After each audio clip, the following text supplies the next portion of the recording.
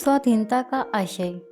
दोस्तों, स्वाधीनता क्या है, इसका क्या अर्थ है, इसका क्या आशय है, प्रेमचंद जी ने इस पर अपनी क्या राय दी है, क्या तथ्य दिए हैं, ये मैं आपको इस वीडियो में बताऊंगी। इस वीडियो में अंत तक बने रहिएगा और अगर वीडियो अच्छी लगे तो प्लीज़ चैनल को लाइक और सब्सक्राइब करिए। नमस्कार दोस्तों, स्वागत है आपका आरवी क्रिएशन में। प्रेमचंद कहते हैं कि स्वाधीनता की प्राप्ति सिर्फ लेखन का मात्र नहीं है, बल्कि जीवन का एक उद्देश्य है।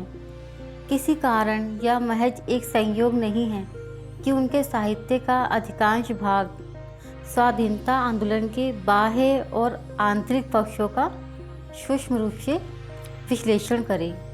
मुंशी प्रेमचंद जी पूर्ण स्वराज के हिमायती थे और स्वराज की ये धारणा ही देश के शोषितों पीड़ितों से पुष्टि दिला सकती है। प्रेमचंद जी की स्वाधीनता के तथ्य।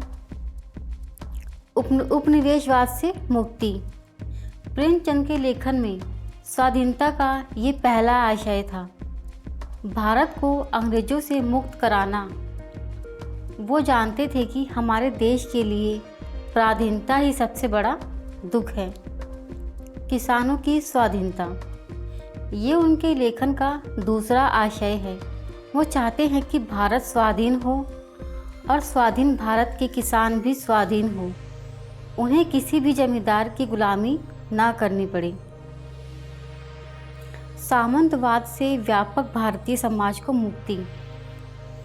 स्वाधीनता के प्रति ये उनका तीसरा आशय है। वो अपने लेखन में बताते हैं कि जब तक इस देश में सामंती व्यवस्था रहेगी, वर्ण भेद रहेगा, तब तक कोई भी राजनीतिक व्यवस्था स्वाधीनता पूर्वक प्रभावशाली नहीं हो सकेगी, कभी नहीं हो सकेगी।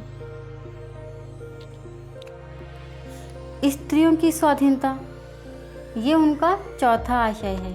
प्रेमचंद लिखते हैं कि जब तक हमारे समाज में स्त्रियां स्वाधीन नहीं होती, तब तक स्वाधीनता अधूरी ही रहेगी।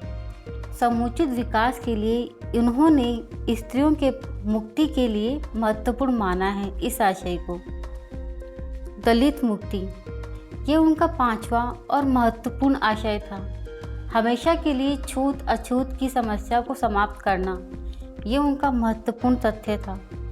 अंतिम दिनों में उन्होंने अपने लेखन का अधिकांश समय दलित मुक्ति को समर्पित कर दिया था। गुलामी से स्वाधीनता। दिमागी गुलामी से स्वाधीनता उनकी दृष्टि में राजनीतिक, सामाजिक और आर्थिक स्वाधीनता तब तक कारगर नहीं हो सकती जब तक कि कोई व्यक्ति मानसिक रूप से गुलाम ना हो।